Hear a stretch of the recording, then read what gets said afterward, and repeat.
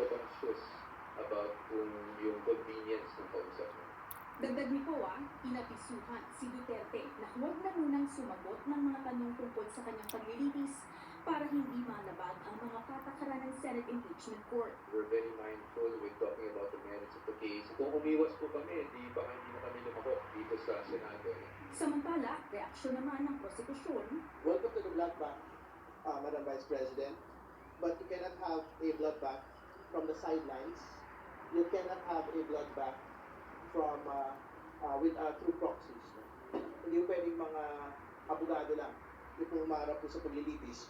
Pumarap po kayo sa paglilitis, harapin po ninyo yung katotohanan. The public is not interested in that kind of activity. Kung meron ang iisip sa sitwasyon, ito po ay ang mamamayan. Matapos ang halos isang oras na pakikipagpulong sa kanyang mga abogado, umalis na si Duterte sa Senado bago pa magsimula ang paglilitis.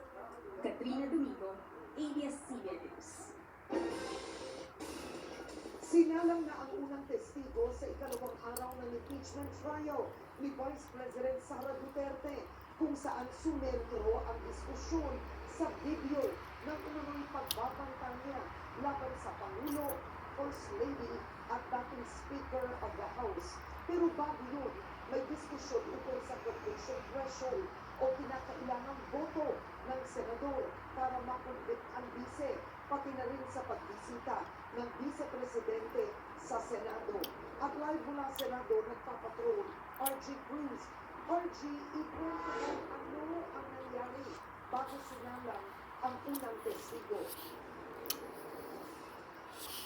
Kaya may hirit ang prosekusyon matapos ang pagbisita ni Vice President Sara Duterte sa kanyang mga abogado dito sa Senado, pero hindi naman siya dumalo sa Day 2 ng impeachment trial.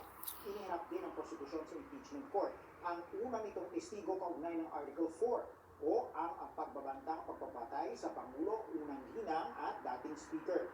Binalikan din ng mga senador ang hatol kahapon ng impeachment court na 16 ang bilang ng mga senador na kailangan bumoto para makonvict, matanggal sa pwesto at ipagbawal sa gobyerno ang vice-presidente.